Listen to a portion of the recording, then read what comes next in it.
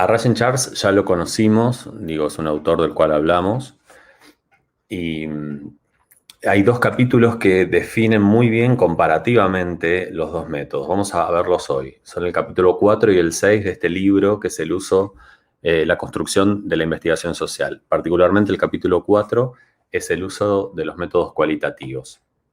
Si no se ve o hay algún problema de sonido, como siempre me avisan. Bien, decíamos que Rushing Charles viene de la sociología norteamericana, fundador del análisis cualitativo comparativo. Esto quiere decir que utiliza una mezcla de cuantitativo y cualitativo en base a una teoría de conjuntos, que es un poco su metodología. Es decir, utiliza metodología cualitativa y cuantitativa. Por eso me pareció interesante esta comparación que él hace en sus documentos. Bien. Las investigaciones cualitativas en general están asociadas a estudios de casos específicos en profundidad. Es decir, en general no se abarca una gran población o una gran cantidad de personas, documentos y demás, sino que voy a casos específicos, ¿sí? Y ahora vamos a ver algunos ejemplos de eso. Y esos casos específicos los estudio lo más posible. Hay como mucha profundidad de datos ahí. Y ahí trabaja con ejemplos también en este texto que me parece como muy, muy gráfico, ¿no? Tomo un caso, que es el de Stinchcomb, un estudio de 1980, que estudió en los Estados Unidos la fascinación de algunas personas con las armas.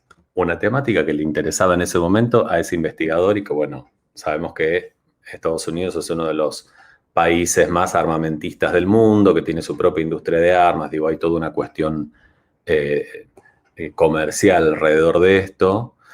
Y bueno, en esa década a este autor le interesó estudiar. Entonces lo que hizo fue tomar una imagen panorámica, elegir una categoría de personas, una parte de la población. En este caso dijo, bueno, voy a estudiar a varones blancos de clase media baja. Ese fue su sector. Personas que coleccionaban armas, que se suscribían a revistas especializadas en armas.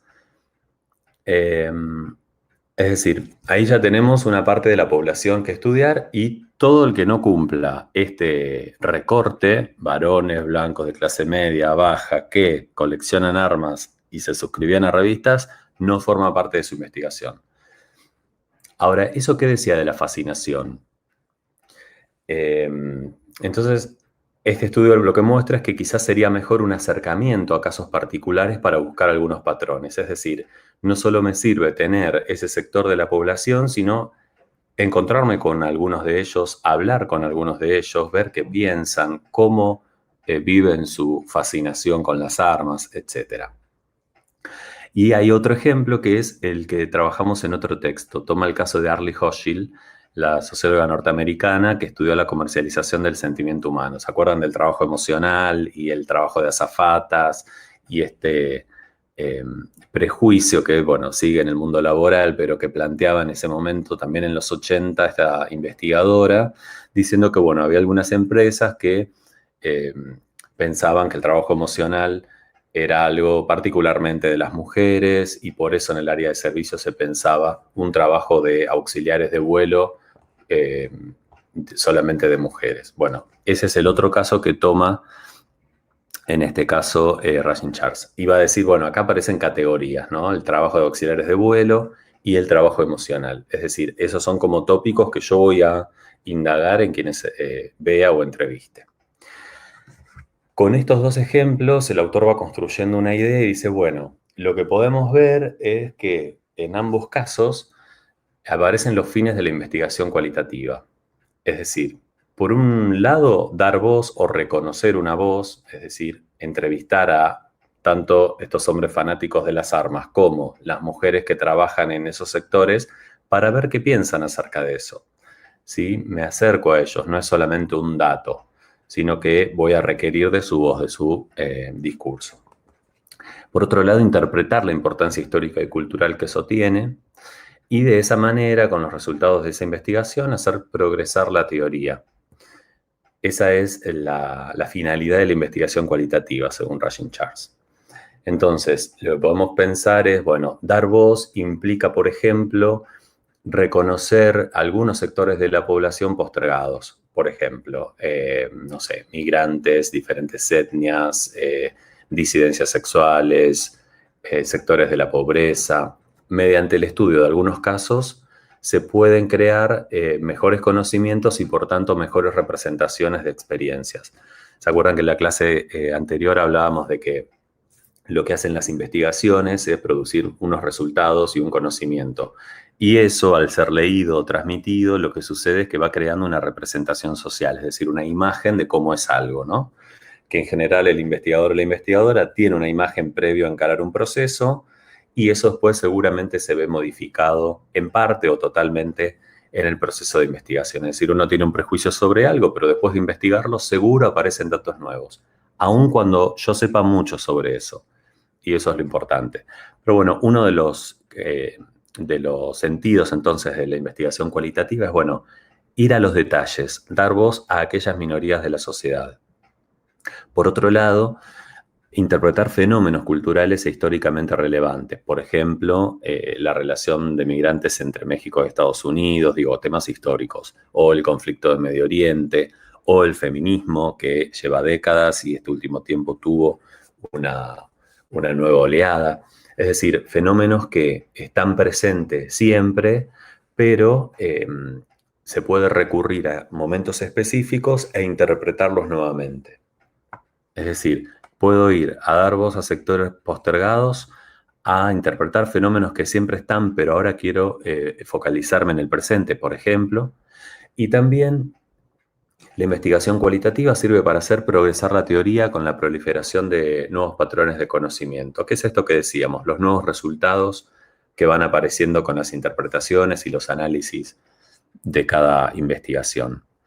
Entonces, el proceso de investigación cualitativa, Rajan Charles va a decir, bueno, en general es menos estructurado que otras investigaciones, hay cierto grado de flexibilidad sobre el objeto de estudio, rara vez se busca comprobar teorías, es decir, yo no parto de una base teórica para decir, bueno, tengo una hipótesis de que tal concepto se puede aplicar en estas personas que voy a entrevistar y después llego a un resultado de que era así o no. En general, eso no me importa más qué pasa con esas personas o qué pasa en ese sector al que voy a investigar, no tanto comprobar una teoría. Y se pretende ser un caso para desarrollar ideas, es decir, en general aparecen conocimientos nuevos a partir de mis resultados. En el proceso de investigación cualitativa también, como decíamos, se seleccionan casos y lugares relevantes, se piensa muy en particular a qué personas, a qué lugares se va a investigar. Aparece esto que les está sucediendo ahora y que hablábamos el otro día de, bueno, ¿a quién me acerco para hacer mi acercamiento a campo? Bueno, eso es un momento importante del proceso de una investigación cualitativa. Y también, dice Rajan Charles, se va a trabajar con conceptos guía que sirven para orientar un análisis. Conceptos guía son algunas ideas previas que voy a tener antes de acceder a ese campo. Desde qué sucede ahí, si tengo algún conocimiento previo, por ejemplo, voy a entrevistar a una persona del área de marketing de una empresa, que era el caso de uno de ustedes. Bueno, antes más o menos tengo que saber qué empresa es, conocer un poco su desarrollo, saber si esta persona que voy a entrevistar estuvo, por ejemplo, en otras áreas de esa empresa o en otras empresas anteriormente y tener algunas ideas que acompañen ese encuentro, ¿sí? No voy de cero, hay una investigación previa. Y también va a decir Rajan Charles que no se usan conceptos cerrados o estancos, sino más bien es un proceso abierto, el de una investigación cualitativa. Uno se deja sorprender por eso que está investigando. Bien, para la selección de sitios y casos, en general hay una idea de pensar la representatividad. Digo, ¿en qué tiene que ver esto con lo que estamos charlando? Bueno, en general, una cosa importante de las investigaciones cualitativas es pensar qué representativo es el caso que voy a investigar. porque puede haber muchos otros casos similares, pero yo tengo que justificar y explicar por qué considero el caso que voy a investigar como importante. Esto pensando en un proyecto de investigación, no en nuestro acercamiento a campo. Entonces, ahí vuelve al ejemplo de Arlie, ¿no? De la investigadora, y va a decir, el examen de múltiples manifestaciones de una misma cosa puede ser, por ejemplo, estudiar 35 auxiliares de vuelo. Es decir, no me voy a quedar con una entrevista sola o con dos. Quizás pueda haber 35 en un proyecto de investigación donde ahí pongo a jugar diferentes empresas, o de esas 35 auxiliares de vuelo, puede ser, no sé, 10 de tal empresa, 10 de otra. Lo divido para que sea representativo, ¿sí? No me quedo solo con un caso.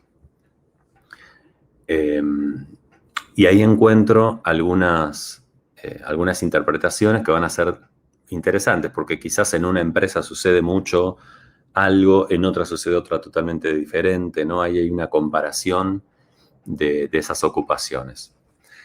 Lo que va a decir también este autor, y que es interesante, es que en general en una investigación hay un punto de saturación de la muestra. Suele suceder que si uno hace, supongamos, tiene planificado hacer durante 2 años 40 entrevistas a personas que integran un determinado lugar de trabajo, bueno, puede suceder que ya en la entrevista 25 yo vea que hay un volumen de respuestas muy similares a algunas preguntas, como que no encuentro una variación. Entonces decido, saturó la muestra, no hay novedades, decido cortar ahí. Empiezan a redundar las respuestas, ¿no? Bueno, eso también forma parte de un proceso. Puede suceder que yo elija entrevistar 40 y después me quede con 25. Y eso lo explico en la investigación.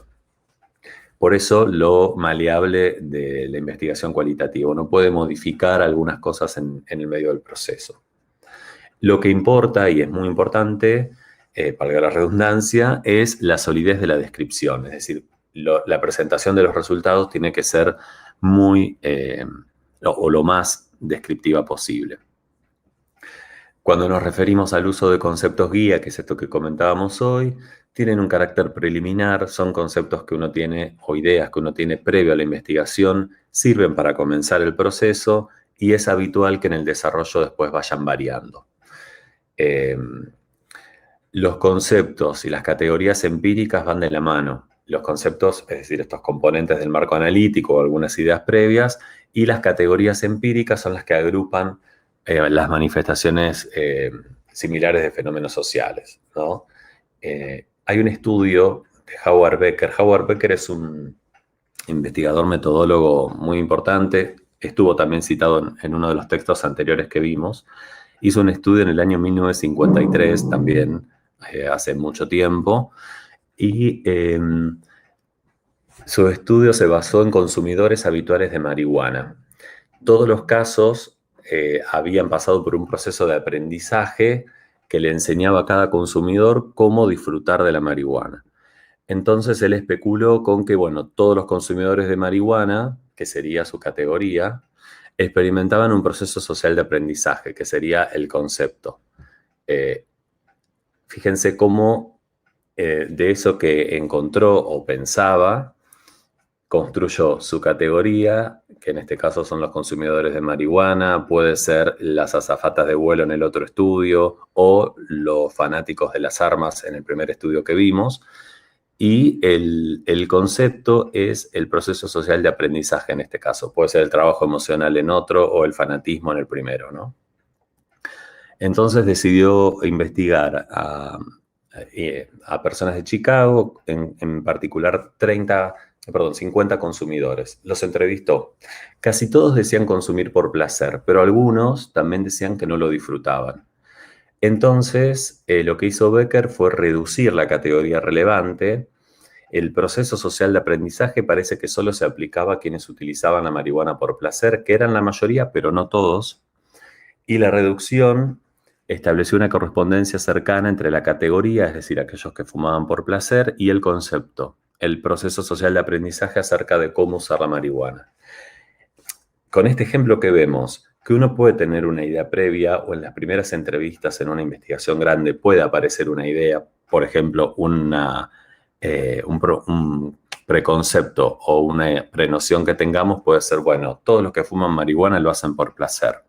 Ahora, eso después en una investigación puede en parte ser cierto, acá era la mayoría, pero no en todos los casos. Aparecía también gente que no lo disfrutaba, entonces uno puede ahí analizar otras cuestiones, ¿no? Por ejemplo, que hay una adicción que tiene determinadas características y que no va simplemente por el placer. Digo, si uno se mete con ese tema en particular. Bien, entonces con este pequeño mapeo que vimos de este capítulo, lo que aparece es que los métodos cualitativos, podríamos resumir, hablan de una interacción de persona a persona, es decir, en el trabajo con métodos cualitativos nos vamos a encontrar con cercanía, ¿sí? No vamos a estudiar solamente a la distancia algunos datos concretos de algunas personas, sino que en general hay técnicas que nos acercan. Una de ellas, por ejemplo, la entrevista. Pero también hay otras. Fíjense, acá hay algunas enunciadas. Y las vamos a ver en otros textos, digo después en detalle y con algunas cuestiones particulares. Pero está la observación participante, es decir, uno puede ser parte de un proceso observando qué se hace, también participando. Hay una tensión en esas dos posturas que después vamos a ver. Las entrevistas tienen diferentes características. Una de ellas, por ejemplo, es entrevista en profundidad. No es lo mismo una entrevista abierta, semiabierta, o una entrevista en profundidad o una entrevista etnográfica. Esas características se detallan en cada una de esas técnicas. Vamos a ver muchas también en nuestra materia. Y el método cualitativo, el uso de estos métodos, también implica un trabajo de campo. Esto puede ser un estudio etnográfico. Ya lo vamos a ver. Entonces, acá algunas de las ideas centrales para pensar la metodología cualitativa. Y vamos a pasar al capítulo 6, donde ahí hace un análisis similar, pero para el uso de los métodos cuantitativos, ¿sí? Ese es un reloj viejo que tengo, no se preocupen. Ahí terminó. Bien, bueno, pasamos de lo cualitativo a lo cuantitativo. A ver, ¿qué sucede acá? Quizás tengamos menos aproximaciones a esta metodología porque escuchamos menos en las materias, pero es igual de importante. Después vamos a ver que a veces se utiliza una triangulación en una investigación donde hay método cuantitativo y cualitativo también, ¿sí? De las dos, digo, no son dos cosas separadas, sino que se pueden mezclar y unir. Las investigaciones cuantitativas, va a decir Rasheen Charles, sirven como ruta para comprender relaciones y patrones generales en fenómenos observables en muchos casos. Es decir, acá no voy a casos pequeños, sino que en general son poblaciones grandes las que se investigan. Estas investigaciones cuantitativas construyen imágenes mostrando una covariación entre dos o más características o atributos sobre eso que estudio, que es lo que se llama variables. Y acá hay un ejemplo, y con esto lo vamos a entender súper fácil, así como en el otro caso poníamos los otros ejemplos que traía Rasheen Charles. Supongamos que se quiere demostrar entre las 500 empresas más importantes que aquellas que ofrecen mejores planes de pensiones tienden a pagar salarios más bajos. Acá hay algo que aclarar. Quizás en nuestro país no es tan común, pero hay diferentes empresas que más allá de la jubilación que uno puede tener por sus aportes en particular, tienen un mecanismo de un plan de pensión por haber trabajado en esa empresa. Por ejemplo, Mercedes-Benz. Digo, alguien que trabaja en Mercedes-Benz se va el día de mañana a jubilar, pero también esa empresa, por haber trabajado ahí, le paga un ingreso, una jubilación aparte. Entonces, supongamos que uno quiere hacer un estudio sobre esas 500 empresas y ver cómo es la covariación o cómo va variando el ingreso de salario mensual de acuerdo a los planes de pensiones que tienen. La imagen que surge es que algunas empresas invierten en conseguir compromisos a largo plazo de sus trabajadores, que serían planes de pensiones, mientras que otras prefieren las compensaciones a corto plazo. Es decir, que la gente esté más contenta en el corto plazo y tenga mejores sueldos y no pensando tanto en el largo plazo. A partir de estos patrones se construyen imágenes de covariación que se consideran generales porque las pruebas empíricas están presentes en muchos casos. Es decir, no estudio 1 o 2 casos, sino que me voy a 500 empresas, ¿no? Fíjense que son estudios que demandan de mucho tiempo, en general de mucha gente involucrada en estos proyectos de investigación. ¿Sí? Ya no está la idea de la investigación individual. Entonces aparece una tendencia en este estudio y en este ejemplo que es cuanto mayor es el número de casos, más general es el patrón. Aparece un patrón que es más general. Esta correlación describe un patrón de covariación entre esas dos variables, el sueldo y la pensión.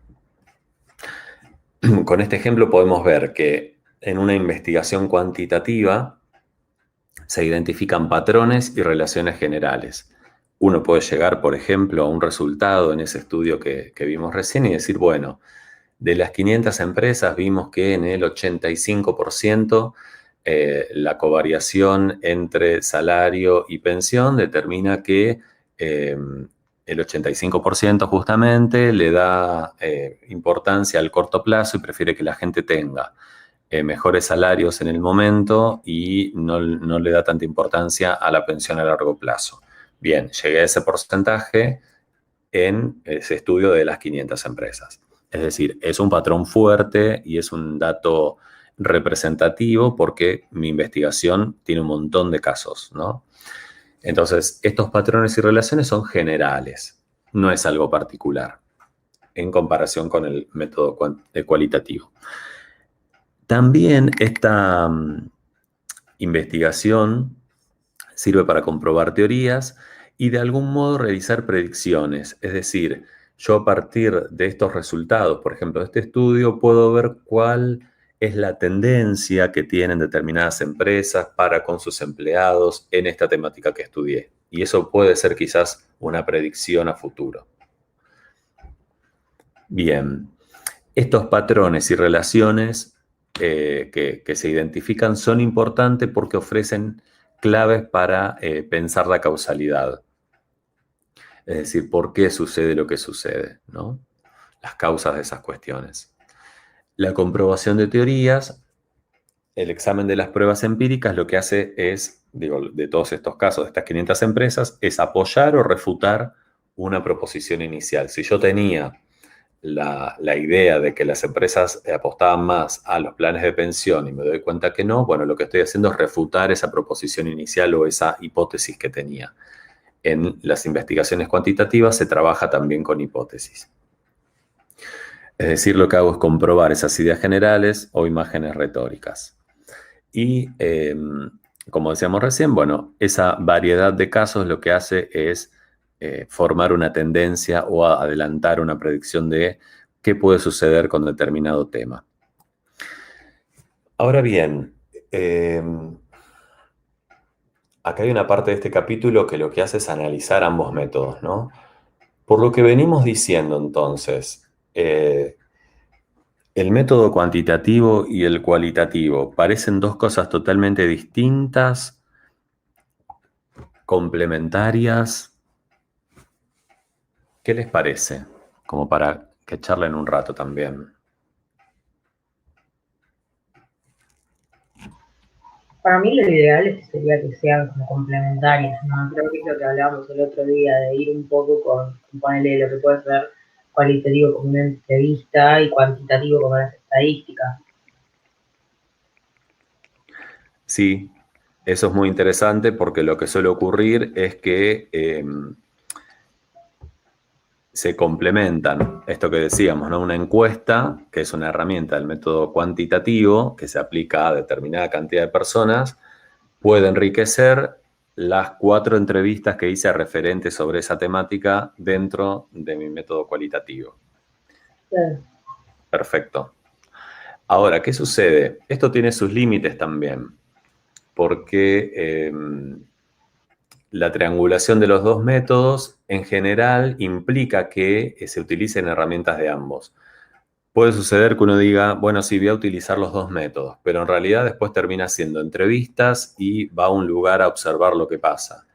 Entonces, ahí es como que quien está con vos investigando, o tu director de investigación o directora, te va a decir, bueno, en realidad prometiste trabajar con los dos, pero estás haciendo metodología cualitativa nada más porque utilizás técnicas cualitativas, ¿no? Es como que uno puede pensar de antemano utilizar ambos o uno solo de los dos, pero después, de acuerdo a las técnicas que va a aplicar, ahí ve también en concreto cuál está utilizando. O, siguiendo tu planteo, puede ser que te propongas hacer, supongamos, en tu trabajo final y en tu investigación, una, una plantilla de encuestas por Google, que se la mandás a determinada cantidad de personas y algunas entrevistas. Bueno, quizás, no sé, invento, ¿no? Supongamos que las respuestas a esas preguntas por Google no te agregan tanta información como pensaste y sí las entrevistas. Bueno, eso en el resultado de un proceso de investigación uno lo aclara. Puede decir, bueno, principalmente se pensó en una triangulación de métodos cuantitativos y cualitativos, pero finalmente sucedió tal cosa, ¿no? O sea, primó uno sobre otro. Digo, no siempre es tan aceitada la relación. Lo bueno es saber que puede existir, ¿sí? Que no son dos cosas que chocan, como en esta imagen. Al contrario, lo que hacen es complementarse, ¿no?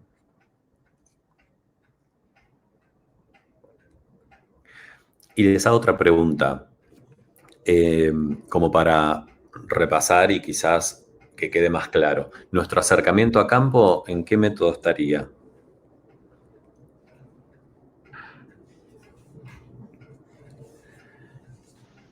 Si vamos a hacer las entrevistas cualitativas. Exacto. Sí, sí, sí. Al ser un encuentro con una persona, implica una cercanía y va más aliado, cercano al método cualitativo. Ese va a ser el método en el que vamos a enfocar nuestro trabajo de campo. Eso, obviamente, en el desarrollo de una investigación se puede complementar con herramientas cuantitativas. También las vamos a ver, ¿sí? Alguien quería decir algo, me parece, que habilitó el mic. Sí, yo estaba pensando en eso también, en la complementación de uno con el otro, porque por ahí, o sea, me da la sensación de que quedarme solo con la entrevista es como que me faltaría algo, no sé, pero por ahí es idea mía, qué sé yo.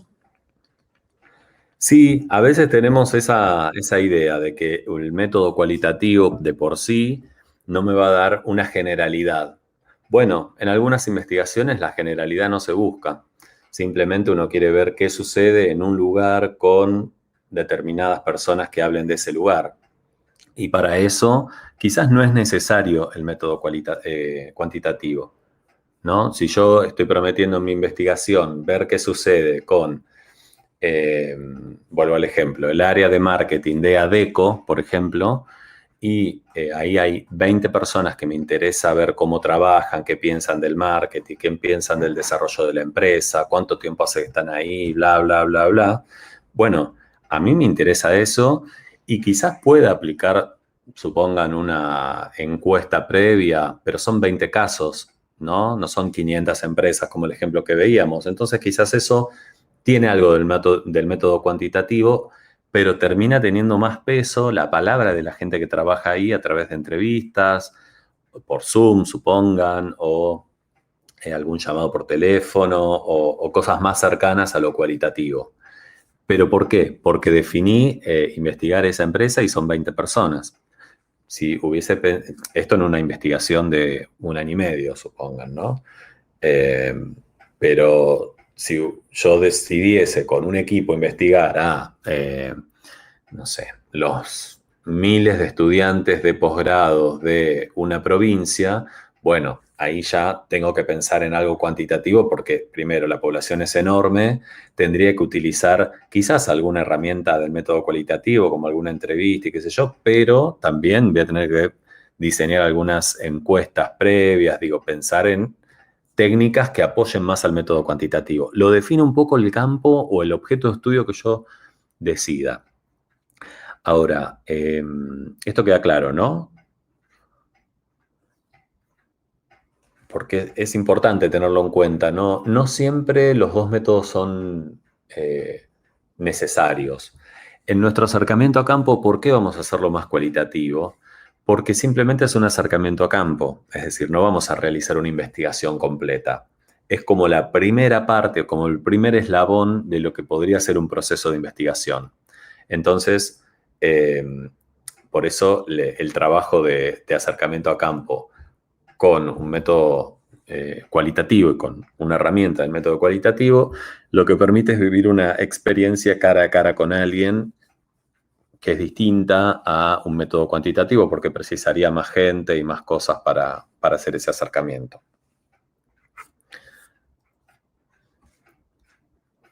Bien, entonces, en un proceso de investigación cuantitativa, como para cerrar estas ideas de Rajan Charles en este capítulo, él va a decir, las investigaciones cuantitativas construyen algunos patrones generales de variación de muchos casos. Sobre muchos casos estoy diciendo, bueno, tal porcentaje de esa población que estudié, de esos tantos casos que estudié, cuanto más importa su sueldo actual, menos importa su pensión, pensando en el ejemplo, ¿no? La estrategia cuantitativa favorece la generalidad, siempre va a dar resultados más generales, diferente a lo cuantitativo, estoy hablando de un caso particular. En general, en un proceso de investigación cuantitativa se valora la elegancia del modo explicativo, es decir, usar pocas variables como sea posible para explicar tanto como sea posible. Es decir, las variables que utilizo en general son pocas, ¿no? Me refiero a la variable jubilación o pensión, la variable sueldo, puede haber otra variable más, pero lo que hago es analizar esas pocas variables en una población grande y llegar a explicar mucho sobre esas pocas cosas que planteo como variables. En una investigación cualitativa, por el contrario, con esos pocos casos yo puedo hablar mucho y explicar mucho sobre esos casos, sobre diferentes variables. Por ejemplo, volvamos al ejemplo del área de marketing de Adecco, creo que dije, o no sé si otra empresa. Si yo investigo esas 20 personas, bueno, quizás no solo me voy a quedar o voy a querer saber qué piensan del marketing. Puedo tener diferentes variables. Una va a ser el marketing, porque es el centro de lo que yo quiero averiguar. Otra va a ser las trayectorias laborales, porque quiero ver qué variación se dio en el trabajo de estas personas, si arrancaron en esa empresa, si vienen de otras, qué conocimientos previos, etc. Otra va a ser horizonte de expectativa laboral, si piensan quedarse mucho ahí, están pensando en otra empresa, etc. Otra va a ser la identidad de ese trabajo, es decir, las particularidades de cómo es el día a día. Y así puedo enumerar un montón. Y todas forman parte de esa investigación, por más que sea poca gente. Lo contrario sucede en la investigación cuantitativa. La naturaleza más estructurada de esta investigación cuantitativa, va a decir Rajan Charles, se deriva también del énfasis en las variables, que es lo que explicábamos recién. Los casos y las variables se pueden establecer al comienzo de un estudio, pero solo si el estudio tiene un fundamento sólido en un marco analítico, es decir, esa relación entre esas dos variables va a determinar todo mi otro trabajo que viene, ¿sí? Va a ser mi marco analítico para todo lo que viene. Fíjense con el ejemplo de las 500 empresas. Toda la gente involucrada en esa investigación va a definir el porcentaje final que llega a mi estudio, pero en la relación entre esas dos variables que planteaba. Fíjense el peso que tienen las variables. Los marcos analíticos en la investigación cuantitativa se utilizan para articular ideas de cómo es la vida social. Con el marco analítico se pueden delinear algunas hipótesis, que esto también lo explicábamos hace un rato, ¿no? De cómo se piensa que pueden relacionarse las variables entre sí. Esto puede resultar así, o lo contrario, o puede variar. Y lo que hacen las relaciones entre las variables es que refutan o apoyan estas imágenes que yo tenía previamente antes de investigar. Bien, Y otra cosa que incluye acá Rushing Charts, que vamos a mencionar, pero después aparecerán otros textos y profundizaremos, es la relación del marco analítico con la matriz de datos. Es decir, la recolección de pruebas empíricas se ve como un proceso que va dirigido a completar una tabla de matriz, una tabla de datos. Los casos elegidos en general deben ser relevantes para la teoría y deben ser distintos de manera tal que puedan comprobarla. Esto forma parte del proceso de investigación cuantitativa. En la medición de las variables, Rushing Charts va a indicar que los investigadores se preocupan por la fiabilidad de las mediciones, es decir, a cuánta aleatoriedad existe en una medición concreta. Siempre hay un error aleatorio. Esto es muy ya puntual sobre el método, pero forma parte de él y lo mencionamos, ¿no? Hay un fuerte apego a las teorías, como decíamos. El desafío es desarrollar mediciones válidas y fiables, es decir, llegar a un resultado con un porcentaje concreto sobre la relación entre esas variables. Y tengo que tener un saber previo sobre la recolección de datos. En general, las personas involucradas en procesos de investigación de este tipo, primero se entrenan para desarrollar, bueno, como uno se entrena en cualquiera de los métodos y con cualquiera de las herramientas. Primero uno lee acerca de cómo se utiliza esa herramienta y de qué manera, ¿no? Y puede suceder que las correlaciones no sustenten las teorías, es decir, que al resultado que lleguemos sea distinto a lo que pensábamos previamente. Entonces, a grosso modo, o en resumen, podríamos decir que los métodos cuantitativos imitan muchas de las características de las ciencias duras como la química o la física, se concentran en la covariación, es decir, cómo varían atributos en diferentes casos, y se trata de un enfoque que favorece la generalidad y no la particularidad. Es decir, en los estudios cuantitativos, en general, hay un resultado que tiende justamente a ser general, a ser más amplio y no a hablar de casos particulares. En los estudios cualitativos nos vamos a referir a resultados que van a decir, bueno, cómo es un área de marketing de una empresa, pero que está situada. Esa empresa está en Martínez o en Capital o en no sé dónde, y puede ser representativo, pero no va a ser lo mismo si esa empresa estuviese en Rosario o si esas 20 personas que trabajan ahí las analizo en Brasilia. No va a ocurrir lo mismo, es decir, no me va a dar un resultado general. Conozco un caso particular. Estas diferencias que se plantean, uno podría decir, bueno, entonces un método habla de una cosa general y otro de una cosa particular. Entonces uno es más importante que otro. La verdad que no. En general, las dos cosas se pueden complementar o uno puede decidir estudiar con técnicas de uno y no de otro, de acuerdo a lo que va a estudiar. Pero hay como que desprejuiciarse de la idea de que si hablo o estudio un caso particular es menos importante que si estudio una generalidad. No, para nada. De hecho, hay muchos estudios de casos particulares que se financian para que la gente investigue, porque ahí se quiere saber qué sucede y no en una generalidad o en otro lado. Entonces creo que hay como una imagen distintiva, al menos, de cómo es cada uno de los métodos, ¿no? ¿Qué piensan con esto? ¿Quedó claro o no quedó claro? Me gustaría que charlemos un poco porque también está bueno sacarse dudas, ¿no? O a partir de esta explicación o de las palabras de Rushing Charts que trajimos acá para dialogar, pensar estas diferencias entre los métodos. ¿Habían visto esta distinción así tan particular en alguna otra materia o en algún video, en alguna lectura?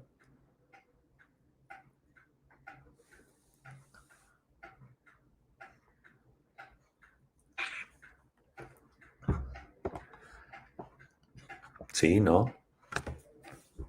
No. No, yo como que más que, es como que no los había dividido así como cualitativo y cuantitativo, era como que sabía que eran como herramientas para una investigación, pero punto, nada.